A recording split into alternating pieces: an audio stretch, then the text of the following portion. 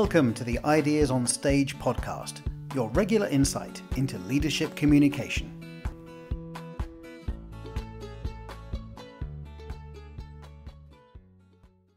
Hello, Nick. Welcome to the show. Andrea, lovely to be here with you this afternoon. Thank you very much. Nick, with you, I want to talk about, you've recently published a book, a great book. So we are going to talk about the ideas that you've included in your book, Speaking with Confidence. Yes. So I get to show a picture. Of course, yeah, absolutely. And can you tell us more about what's inside the book, the key ideas there? And also, I'm interested, Nick, if you think about public speaking, there are many angles that you can touch. The title itself, you focus on speaking with confidence. Was there a particular reason for that? So I think the starting place is I've always had a bug. I work in the speaking industry. I've worked in the speaking industry a long time. And yet I've always had a bugbear about reactions from people when you say you work in this industry over, oh my God, that puts the heebie-jeebies up me and how scared I am of that. And I can never speak in public. Because my fundamental belief at the core of this book is the fact that we all can speak. That's it, full stop. And I think too much emphasis is made as we go through our lives and kind of go from school to business to whatever, over structured speaking and how you've got to do speeches in the right way. And suddenly this fear builds up in people's minds about the fact whether or not they can speak. And I think fundamentally at the core, everyone can speak. And so the question is actually, how do you get through this phase of being told that you're not speaking correctly or as people perceive you should be able to speak? And my belief is actually that's a confidence thing rather than it's an ability-based thing. Right. That's super interesting. And Nick, what do you think, based on your experience, if we think about confidence, where does that come from? Confidence in public speaking. What do you think? Where does it come from? I think the confidence comes from the fact of the fear when you're in front of people that you feel you have to be right and you have to be an expert and you have to be kind of the person who is telling people something. We need to have all the answers, right? Exactly. You are the oracle of everything. And I think, listen, we're in December now. We're talking December and we've been through a lot this year.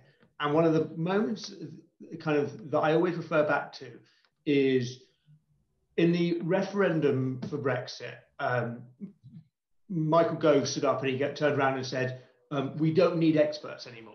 And there's a whole story about that and kind of the whole thing about that, and whether you believed him or you don't believe him is kind of relevant to me. What the part about it which I find contextually fascinating is it almost made people realize that the crazy world we live in now, with Brexit, with the pandemic, with like the state of the US and its politics over there, and just generally the world as well, no one could tell us categorically what is going to happen tomorrow. None of us know. And therefore, actually, there's no such thing as an expert who has the answer. What we do have is we have people who have educated opinions and who have thoughts and have ideas, which are fascinating and can help us form our opinions and shape our ideas.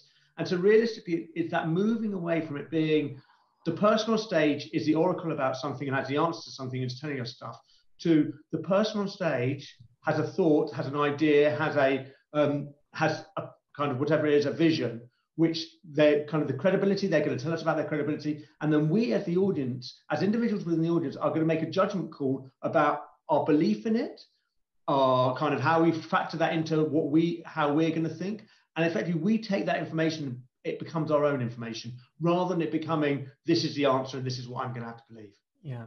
And before, Nick, you mentioned the word school, and it made me think of an article that you wrote. Maybe it's even a few years ago now, but I found it in preparation for this chat. I found it on your LinkedIn profile. And you were talking about the fact that you think that we need to change how we talk about public speaking. And you were talking about also the impact that schools and the education system has when it comes to people's ability or people's confidence in speaking in public. And I found it really interesting. I don't know if you remember what article I'm talking about. I can't remember the article, but probably it formed, like the first chapter of the book is titled Show and Tell. And effectively, my entire thing about the education system is you go to primary school and you have this session called show and tell, and suddenly every single kid in the class wants to talk about their stories and talk about what they got up to that weekend, or talk about this and talk about that, and they're all happy coming to the front of the class, telling their mates about what went on. And as we go through the school system, suddenly that becomes like that enthusiasm to speak becomes less and less, because actually you're critiqued over how you speak. And you're critiqued about there's a right way to do this and there's a wrong way to do this. And the natural instinct to tell stories gets taken away from us because we get put in the direction of actually how it formulated and how it should be done. And I think, and I'm really sorry, I can't remember the article, but my thought about the education system is we put a lot of effort into our literacy and our ability to write, but actually we put little effort into our ability to speak. Like I don't know, you take exams and actually it's all written exams. How much work do we do? How in life, as we go through life, how's business done?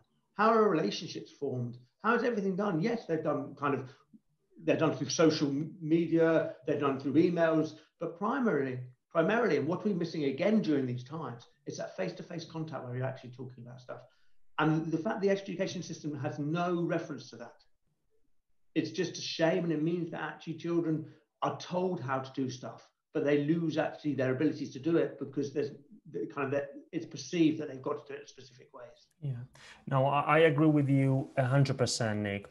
And also in your book, Speaking with Confidence, there's a lot of practical advice for speakers if you want to be able to improve your ability as a presenter, as a speaker. And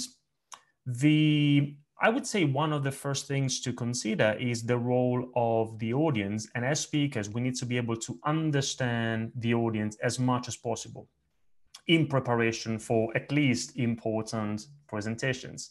So based on your experience as a speaker, but also working with thousands of speakers at Speakers Corner, how do you go about, or what advice would you give for people for speakers who want to be able to understand the audience better in preparation for presentations? Good question. So I think the starting place, and I believe this is every single person who wants to speak needs to have a perception shift of their audience. For some reason, we see it as some sort of gladiatorial kind of arena. When we stand up on stage or we stand in front of an audience, whatever it is, it's me against them, and I've got to prove to them the whole thing. But actually, the truth is, the only people who want you to succeed more than yourself are the audience. And why is that? Especially if you're in a conference room where you've got rows of seating. The only people who can't escape you speaking in the front of the room are the people in those seats, and especially the middle seats. They can't get out. They've got nowhere to go. They're stuck. They are literally there, wishing, praying as you start speaking. Make him be okay. Like they're not looking for the greatest orator of all time. They just want to be able to enjoy the time they're with you. So suddenly it moves away from the most who is most concerned about you delivering a bad speech. It's not you. It's actually the audience, and your whole perception shifts away to it being, they are with me now. I'm taking them on the ride. I think that for the speaker, that's a huge shift. But then the next level is, let me understand my audience. Let me actually understand what they want. What are they looking for? How can I tailor my speech so I'm actually giving them what they want in the manner that they want it? And it's really basic, really basic things. The truth of the matter is that if you've got a room full of people in jeans and a t-shirt, and you are standing up on stage in a shirt and a tie, then you are coming across on a different, you're not going to be the relationship between you is going to be different from if you stood up on stage and mirrored them. If you're standing behind a podium, how you can conduct yourself, try and mirror your audience, because by forming that relationship and getting that bond, suddenly you're in it together. And that to me is a secret to a successful speech. It's not about your ability to deliver your speech. It's about your ability to connect with your audience. So you are going on the journey together and you're all getting something from each other. Yeah. And you said basic things, but they make a huge difference in the success of your presentation. And you're talking about taking the audience on a journey. And so for you to be able to do that, you need to be able to develop a compelling message, a message that's interesting and engaging.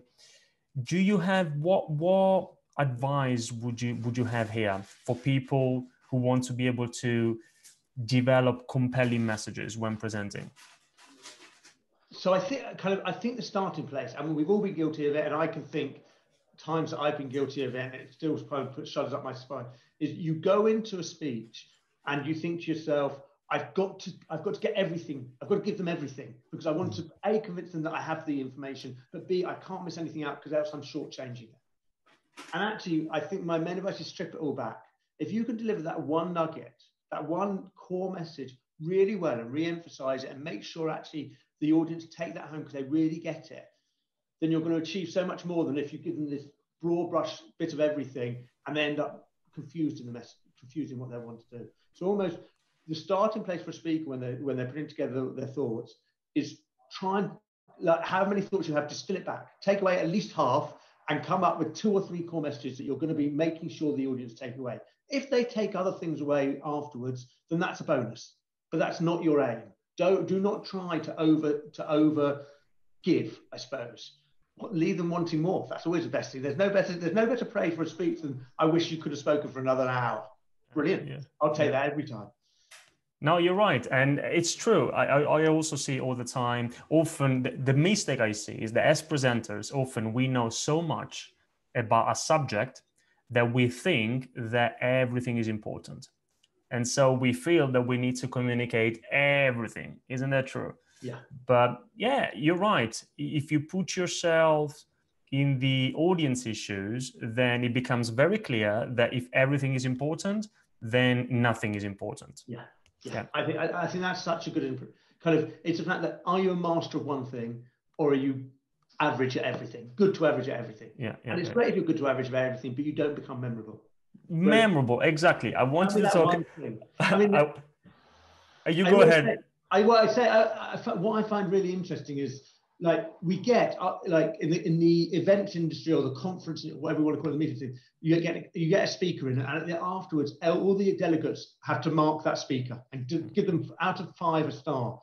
And the truth of the matter is, for any speaker, again, going back, as long as you told a good story and you delivered it with a smile on your face and a bit of kind of energy and whatever, you should be hitting 4 or 5 stars. Why? Because in that moment, you made everyone feel good. The interesting thing, actually, to me, as to whether a speech is a really great speech or not a speech, does anyone remember it in 3 months' time? And not even remember you, but remember actually the content of the speech. I can't remember who that guy was, but I remember what he said, and he said this, that, and the other, because that then has an impact. But we don't measure the impact of a speech 3 months down the line. We measure it in the moment. And I think kind of the speakers are too fearful of the moment and not getting those 4 or 5 stars. And I'm saying to you, that's not about the content. That's not about, you don't have to pile in more content to get the 4 or 5 stars. That's about the connection with the audience. To hit that mark of 3 months down the line and get 4 or 5 stars because you've given a message to someone or given a thought to someone which has helped shape them and change their thought process. That's about giving them just a nugget. It's not about you're not looking to revolutionize their lives. No one has the capacity of that. But you could give them something which could help them move forward. Yeah. And you mentioned, Nick, that one way you mentioned stories, which is one way to make your message, your presentations more memorable, having a lasting impact. Yeah. You do talk about incorporating storytelling in your book. Could you tell us more about it? We're humans, and we all have friends. And the reason we have friends is because actually we meet up with friends for a cup of tea, kind of in a coffee shop, or for a drink in a pub, or whatever, or for a meal, or whatever it was. And we sit together and we tell each other stories about our lives. And the reason we have these relationships is because actually we're quite interesting and we form well with each other. And if we just sat there and gave each other statistics and facts, actually we'd quickly fall out of friendship and we wouldn't be that interested with each other. Stories is what actually we remember. Stories is what interests us. As speakers, we've got to take that on board. We've got to understand that actually delivering that message and making sure they understand the point they're not going to take it on board unless you turn it into something which actually emotionally we connect with. And not only is that about the audience, but that's also about us. Ultimately, I'm going to be more interested in you if I tell you a story than if I'm going to be able to engage with you more. I'm going to be able to remember what I'm trying to get across to you if I tell it in a story. Whereas if I'm just actually talking to you about a subject matter, I might memorize that speech off by heart to make sure I hit all the messages I need to give you and all the statistics I need to give you, but there won't be any emotion. It will be very stilted and it won't be natural and it won't be me. And therefore the connection between you and me just won't be there. I will give you a speech, you'll take it away, it'll be useful, the information you have, but that'll be it. Whereas actually, if I turn that into a story, I turn that into an anecdote, there's going to be stuff in your life which is going to get triggered by it, and you will remember that much longer than that moment. Yeah, and it's so interesting because we know this, but still, if we look at the majority of presentations, especially when it comes to business presentations, I would say that 99% of them include just facts and figures. And then if we are lucky, the 1% is story. And I agree with you 100%. We should turn this around. So telling stories is one of the most powerful things we can do to make our messages memorable.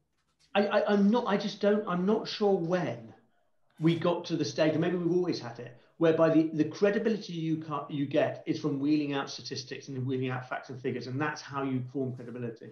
When actually, we all know if we sit in a meeting with someone who gives us stat after stat after stat, or we sit in a meeting with someone who is passionate about something and tells us a great story, which one we're going to remember and which one we're going to want to go and chat more to afterwards. And I think it's about the speaker the person who's giving that, being concerned that everyone is not going to pay attention to them or believe them if they don't give themselves credibility. Yeah. And actually, my feeling is the credibility comes from your ability to connect to people, not necessarily from your credentials of the fact that you've got this degree or you've done this or you've done that. It's a byproduct. Absolutely. And also, Nick, let's talk about nerves, dealing with nerves. It's something that you talk about in the book. Now, I don't know about you, but I get asked about nerves all the time. And it is one of the key topics that we talk about when you think about public speaking. And first, I have two questions for you, Nick. Yeah. One is, as a speaker yourself, when you give your presentations, you've got a lot of experience, but do you still feel the nerves? And the second question is, how do you deal with it? Okay, so the answer to the first question is yes. And if I didn't feel the nerves, I'd be more scared about the speech. The nerves is what drives you. The nerves we have, the interesting thing again about speaking is we have nerves in everything in our lives. And we manage those nerves. And yet for speaking or something where we put ourselves out there, suddenly these nerves turn into something which actually we think are showstoppers, rather than using them as, like nerves to me, you could replace with the word adrenaline. And how you control that adrenaline is how actually it helps you to move forward. You should see it as a positive influence on you. It puts you on edge. But the edge should be seen as a good thing. It puts you outside your comfort zone and all these other phrases that we could use. Overcoming it, we do it anyway. It's just the fear of actually being in front of an audience and therefore actually being put in a place where we could be ridiculed or whatever way we want to. That is what stymies us. Whereas actually you see it as in the nerves is what pumps us up, gets our blood running, kind of our heart pounding, and actually that's what gives us the energy to go on stage and actually deliver be a presence rather than just delivering something by rote. How do I deal with it? So I think there's two things. I think I start in the place of saying I won't go up on stage and deliver a speech that isn't my own words. I think this is the critical thing for me because it's my story. If I'm standing up on stage to deliver, because I've been told, and I have in my previous slide, I've been told I've got to give this presentation and it's stuff I don't believe in or really has nothing to do with me, then you are delivering a different speech and those nerves can overcome you. If you own that content, drill it down and say, I'm going to talk on this, that, and the other, but really own that content, make it your own. Don't deliver it in the way you're told to deliver it. Deliver it in the way that you want to deliver it.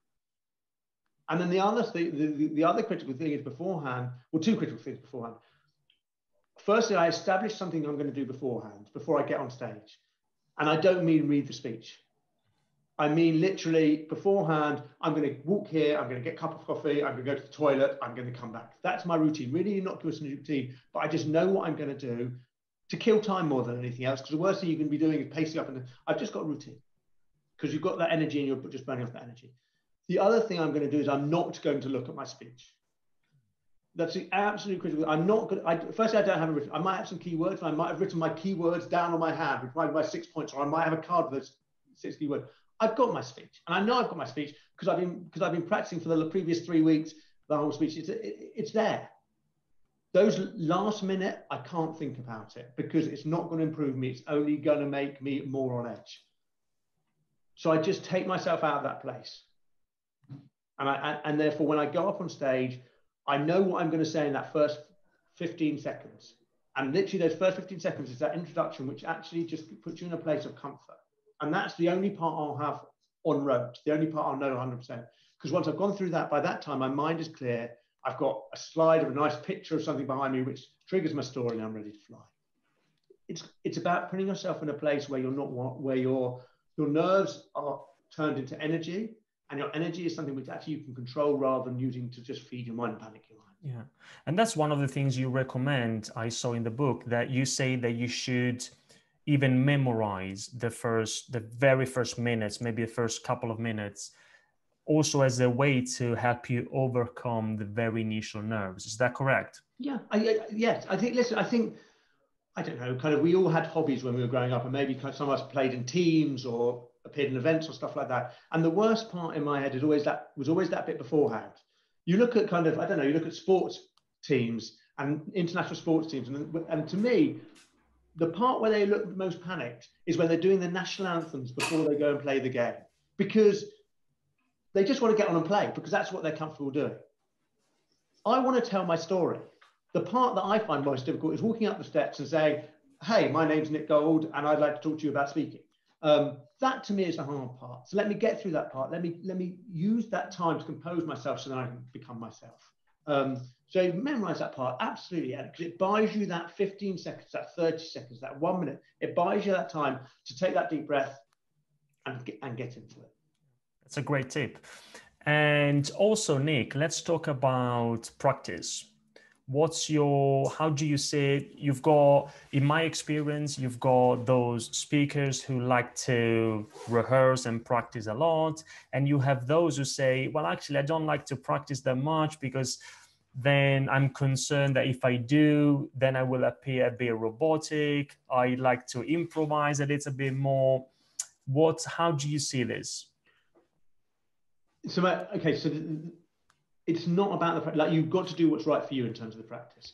I think the kind of, yes, if you're someone who wants to go through it again and again and again, that's fine. If you're someone who turns around and doesn't want to do it as much, that's fine. That's about, to me, that's almost exam revision time. I keep on going to school in the 90s, but it's exam revision. Some people like to cram it all in at the last minute. Some people like to do it heavily over weeks. Either way, there's no right or wrong. It's about the individual. To me, the critical part is at what point you can turn around to yourself and say, I've got this.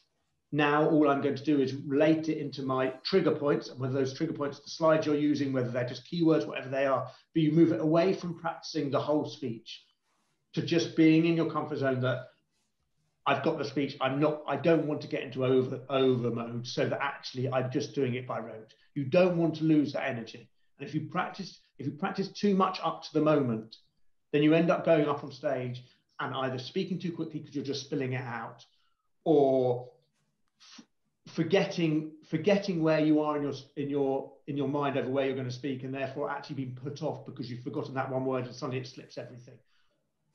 Yes, practice, but then 2 days before or a day before, 24 hours before, you stop that practice and you don't do any more of the full practice. All you do is you think to yourself, car, that's a story about this. Ship, that's a story about that. And in your mind, that's what you're talking about, but you're not talking about the words themselves. Yeah. Yeah. Yeah, and Nick, also, let's go back to something you mentioned before. You talked about your own ritual. For example, you have a ritual, I do this and that just before the very first minutes before a presentation. And if this question doesn't lead anywhere, no problem at all, it's fine. I'm just curious, because you've worked with thousands of speakers, your own clients, do you know any interesting ritual that some of the speakers you work with have? Maybe the first few seconds just before the presentation, anything like that? What can I say? Okay, so there's a couple I'll share. There's one I'll share with, I was with a comedian, and literally about 10 seconds before he was going on, he was furiously writing on his hand. And I was like, I said to him afterwards, I was like, I don't understand what you're writing on. And he was like, I was literally writing the one word of the punchlines of my jokes. And he said to me, I know all these jokes, but it was just something to take my mind off and just to reassure myself. And that's what I did. I had another speaker I know whose ritual was literally, as the introduction started, she has an intro video which gets played, which she knows is about 37 seconds. And she's timed herself over the time it takes her to walk somewhere and back, right, so that actually she's not standing at the side of the stage while the video's playing. And there's other people, like I know speakers who kind of, while the intro's going, or not intro, while the session beforehand is going, they always stand at the back of the room, and as they make their way forward, kind of, because it buys them the time to control themselves, and they've seen the stage and they want to see it from the audience point of view, so they're coming fresh. They all do have little things they do, which kind of you would never notice, and probably they might even not notice they're doing. But actually, when you sit them down and you say to them, "Why do you do this?" They're like, "Yeah, I always do that." And I think that's what I find really interesting. A lot of them don't even realize they're doing it, but when you ask them that direct question, they turn around and say, "Yeah, I just do that." And it's because it breeds familiarity for them, and it puts them into a place where they know they can deliver what they've got to deliver. Yeah, and it's true. And it's not just with public speakers. I think if you look at a lot of people who need to perform in some way, it could be also sport athletes. They tend to have their own, most of them tend to have their own ritual as well. Yeah. Yeah. And I think this applies to business as well. I think it genuinely intrigues me. Like, you go into a business meeting where you're part of a group who are moving a business forward and making decisions. Actually, you've got to get your frame right. Your frame of mind right. And too many of us are rushed from our desks straight into the meeting, and suddenly when we're meeting, it takes a few minutes to switch on. Kind of know what you're going into the meeting to achieve, and then when you start speaking, you've already thought that through, and therefore you're going to deliver what you're hoping to deliver, and that's because you put yourself in the right mindset. And I think kind of, again, I think going back to the book, that this is my whole thing, is the fact that we think public speaking is that big stage with that huge audience, which are all facing you, and you're microphoned up, and you've got to deliver this kind of rip-roaring speech. And my thing is actually, we go into a business meeting with 6 people where we're talking about the strategic plans for the next 4 months, and you are giving your opinion. That's a speech. Do we think about that and panic about what we're going to say? No, because we're not standing up. Well, okay, but if we do stand up in that meeting, do we then start panicking? No, because it's in the moment. But actually, critically, what it's about is about we know what we believe in what we're saying. We'll take that into every forum. Give yourself that moment to compose yourself. Give yourself the environment which is correct for you, and you will always deliver. Yeah. And also, Nick, on that point, is there anything that we haven't discussed so far? Because you did touch a few things already from that perspective. But if you think about preparation on the day, the day of the presentation, especially for important presentations, is there anything else that you would recommend that we consider as speakers?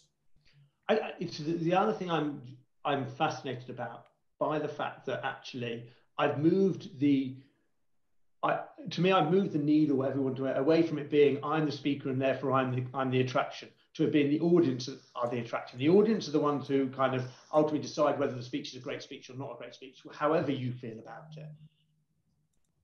I don't understand why every speaker doesn't gauge the audience beforehand, either because if it's a conference, then go to the session before. If it's just you speaking, then and they're having a drink beforehand, then go and have a drink before. I don't kind of go and just be in it and be part of the whole. Speakers come in, they deliver their speech, and it's in isolation. But actually, how you compose, how you read the room will be critical to your success. And I just think that kind of the speech, the actual delivery of that full 30 minutes, 20 minutes, 40-minute speech, the success or failure of it is actually in how you act that hour beforehand, and how you read that room, and how you realize that me coming up on stage, and again, it's really kind of, I use the example of coming up on stage before, I'll use it again. I've read the room. So I was going to come up, my opening words would be, "Hi, my name is Nick Gold, and I come from blah, blah, blah, blah, blah, blah, blah," because I thought that's what they wanted, because I wanted to give them, I then walk in the room, and actually there's a much more relaxed atmosphere. So I changed my opening, not in terms of, because I've got it memorized, so I know, but rather it's, "Hi, my name is Nick Gold. Hi, I'm Nick." I'm just much more relaxed. As I'm walking onto the stage, I'm saying, "Hi, I'm Nick," rather than waiting to get in my spot behind the podium. only because I've read that it's that slightly more relaxed atmosphere. Yeah. Simple thing, and the only way you can get that is just by being in that room beforehand. Yeah. It's kind of become part of the whole thing, whatever that thing is, rather than in isolation. Yeah, and that way you also manage to build a strong connection. You used the word connection before, and also, Nick, to create that connection, you in the book you talk about, and I would love to explore that in a bit more detail if you've got any advice or tips there. You talk about this idea of turning a presentation into a conversation, and this idea of that a presentation should not be a one-way communication. I'm presenting and you just listen to me, but it should be treated more of a conversation with the audience. Could you tell us more about this? Do you have any advice or tips or recommendations there? So yes, but let me contextualize for you for a minute. So I wrote the book at the beginning of this year, and effectively I had my deadline date was mid-April or somewhere. So basically, like 3 or 4 weeks into the pandemic, and I literally the week before, or even just as I handed it in, kind of we were getting more into the virtual world, into Zoom, and I was like, I need to write something about this. And a privilege in the position that we were already engaging the whole thing, it's only wrapped up, but seeing actually the dynamic of how speakers are presenting has completely changed.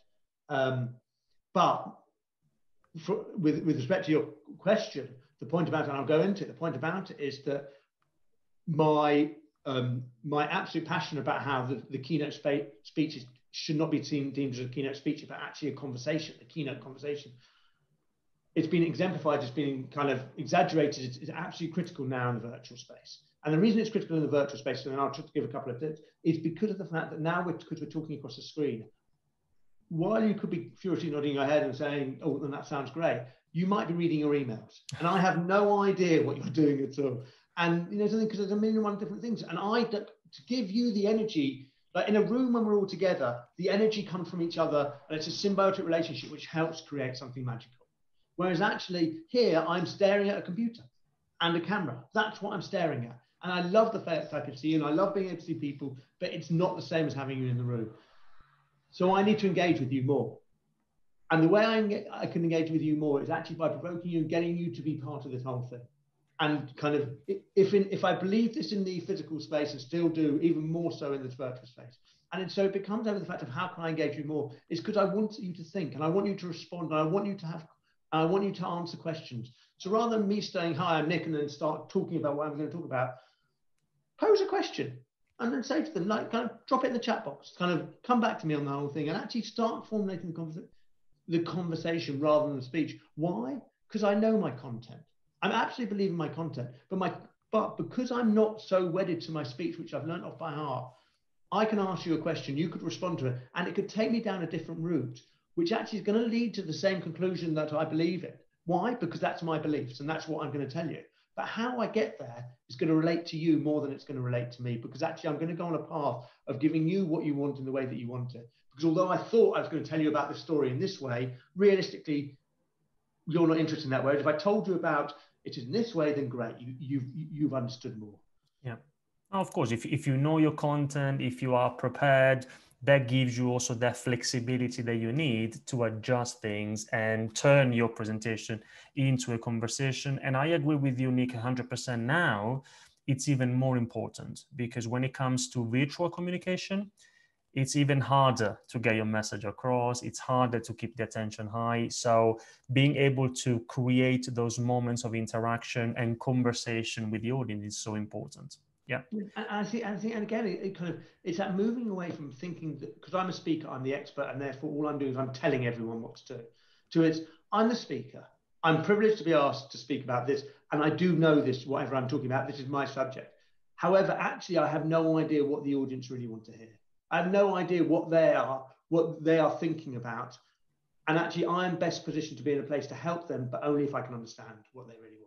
I've always wondered whether or not the best speech was a speech where you stand up and you say, hi, I'm Nick Gold. I've been in the speaking industry for 18 odd years. I've heard however many speeches. what would you like to know about public speaking? And the next 3 minutes is spent like the audience giving you things about what they'd like to know, and then me just speaking about whatever they come up with. It's a high risk strategy because they can come up and say nothing at all, and the big risk is the fact that they come up with something which you're stumped about. But I'm pretty confident if you know your subject, because actually you believe in it and you're passionate about the whole thing, that you'd be able to talk around the whole thing. You can make it happen. Only everyone wins. Yeah, you can make it happen. It can be very powerful. I agree. And because we are talking about online presentations now, Nick, because of course that's what we can do most of the time in most parts of the world, only online presenting in most cases. Are there any other differences that you've noticed that you think as speakers we should consider when it comes to online presenting? So yes, there's significant difference. I think kind of if I drop you a couple, I think firstly, when we started out at the beginning of the pandemic, we moved to the virtual world. Actually, everyone could get away with sitting in a chair like I am with my bookcase behind me and kind of and with their camera. But we're moving on. And now kind of I'm in our studio, and you kind of, I don't know if I'm just going to move my camera for a minute. Yeah. We have our green screen there if you wanted to use it, and we have some camera. So, and you've got to understand your environment and understand what you're looking to do, and again, how you're looking to deliver it for your to the audience, and what sort of kind of what you're going to use for it. Effectively, the same way that if a speaker was going on to speak at an event, they might have their slides, which they've sent to the organizer beforehand, but they probably have a spare slide. And if they've got a clicker, because they've got slides, they might have a spare clicker and a battery. You should be thinking about your technology as being absolutely part of your makeup of your speech, because it is going to help you and it is going to define your speech. And actually, if you are going to give that speech and you are going to do it in front of your bookcase, kind of, you've got to understand what message that gives. And I'm quite happy to do it kind of in this sort of environment where we're having a conversation. Actually, but if you're kind of, again, the gravitas you're coming is going to be about how you're going to give that presentation. And also, as technology moves on, use the technology to your advantage while not being, I should say this right, while not being limited by the technology, because the technology is changing rapidly. So be comfortable in what you're doing.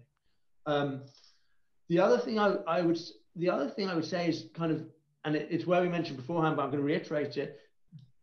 If you are speaking for longer than kind of 5-7 minutes without anyone else interrupting, conversing with you, then I would suggest that you've lost an audience. Yeah.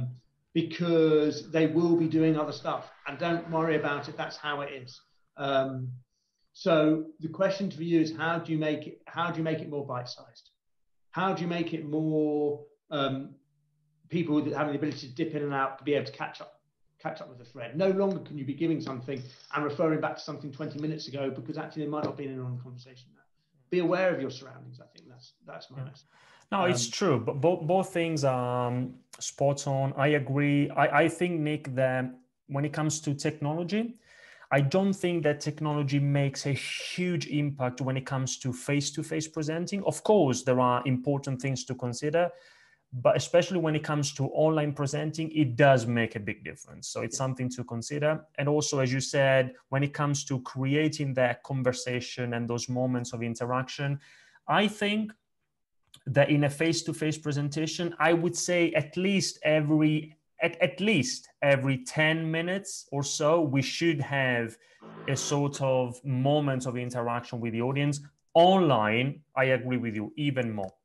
If every 5 minutes or so we don't create the interaction, they're not going to listen to us. I think just as you were saying that, the other thing that's front of mind is the use of slides and other stuff, kind of on the virtual thing. Kind of, I talk about it in the book or whatever, but like in the physical world, I'm very anti slide overload. Then because you're the speaker, you should be the focus. Even more in the virtual world, in the sense of too often you end up with a screen where there's a massive slide, and in the corner you get the speaker, and it's like, well, okay, but then I'm literally just I'm listening to a podcast. Yeah. I'm not really looking at a speaker, and I understand that, because we're all nervous because we're sitting here and we're kind of, how can we kind of show energy? And I think that's what's really interesting for a speaker. I think it kind of is, don't use slides as a tool in order to avoid yourself being the center of attention, but understand as a center of attention, you've got to deliver that energy and that presence that you deliver on stage, and how do you become that figure that people want to follow? And that's, to me, going back to the technology thing, like one camera, if you're delivering a speech, isn't good enough. You should at least have two cameras, so you get the movement from the cameras. More dynamic, yeah. Exactly, the dynamism of the whole thing is going to actually give energy across from you. Yeah. But I agree with you again, whether it's a face-to-face presentation or an online presentation, you are the speaker, not your slides, not your technology, and that remains very, very important. Nick, also, let's talk about, of course, you are the managing director of Speakers Corner. Let's talk about a little bit the journey from being a good, like a competent speaker to becoming a professional speaker. What's the typical journey? And it might sound obvious, Nick, to most of us, but just in case somebody in the audience, our listeners today, they're not 100% sure in terms of the differences between being a speaker and a professional speaker, could you also tell us what the difference is? Yeah, of course.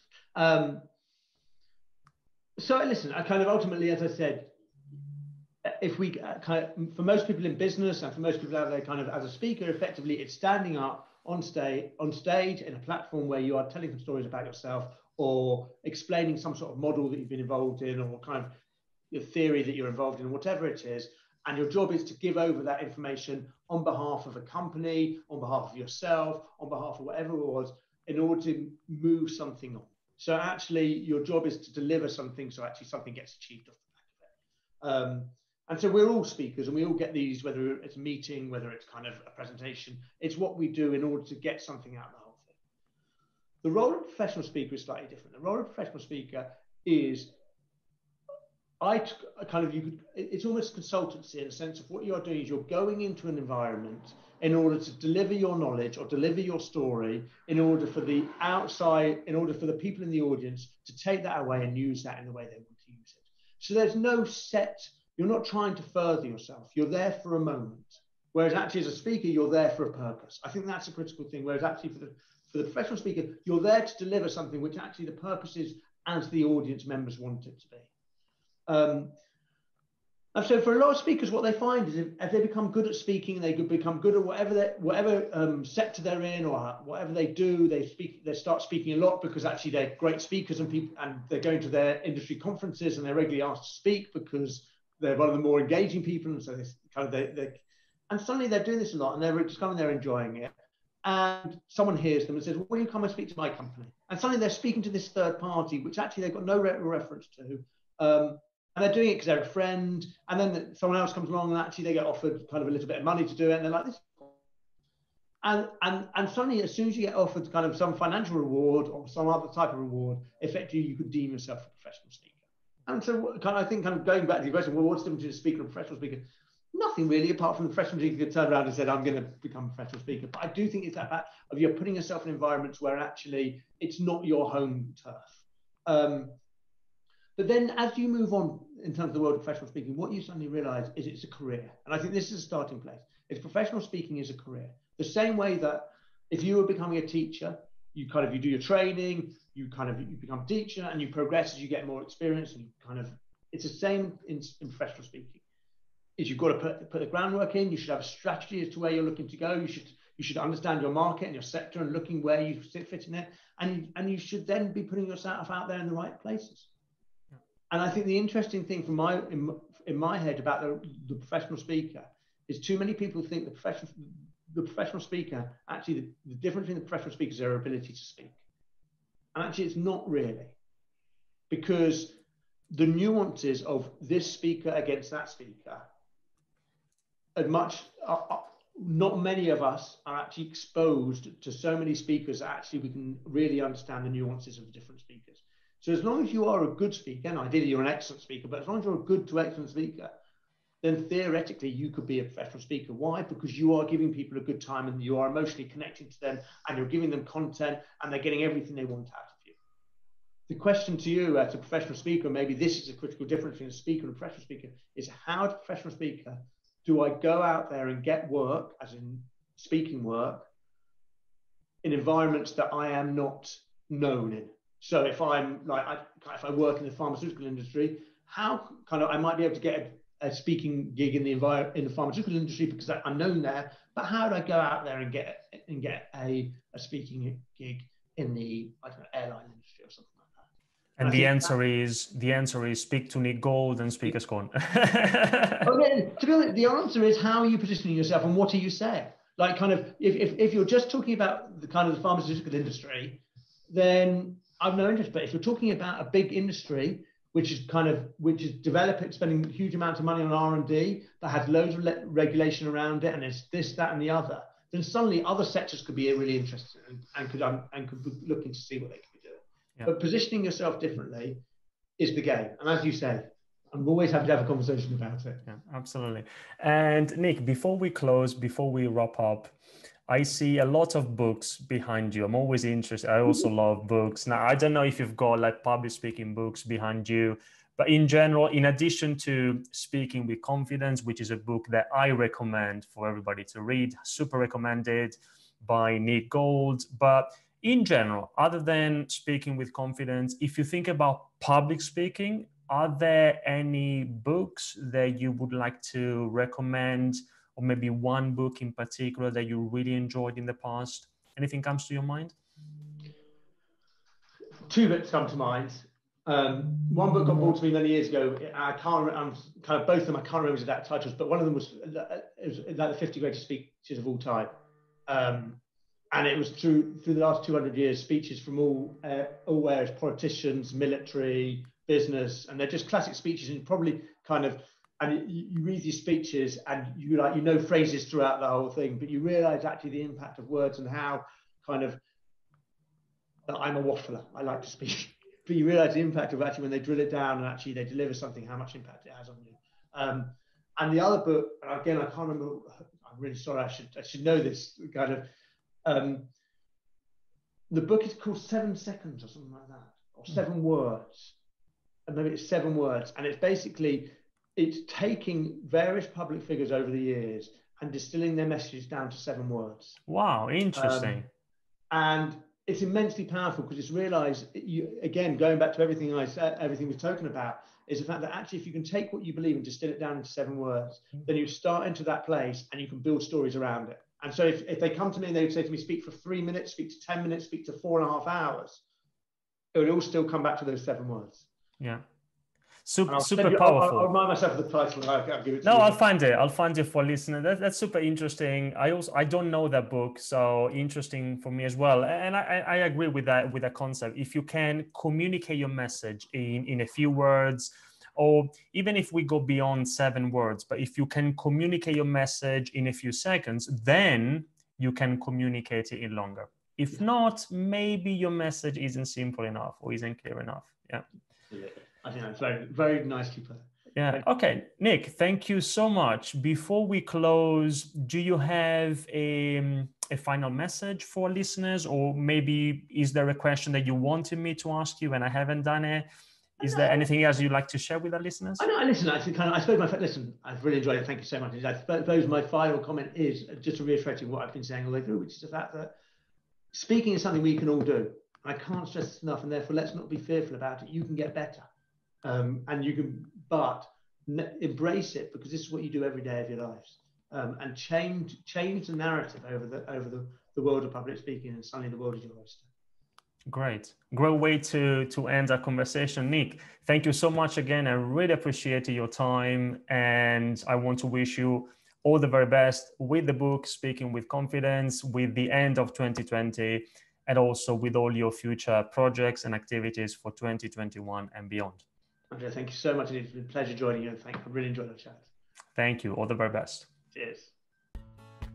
If you enjoyed this episode of the Ideas on Stage podcast, there are many more you might like. So please subscribe, leave us a review, and tell us what you think. You can find many more ideas on business communication at ideasonstage.com, or by searching for Ideas on Stage on iTunes, YouTube, or wherever you get your podcasts. Thanks for listening, and goodbye for now.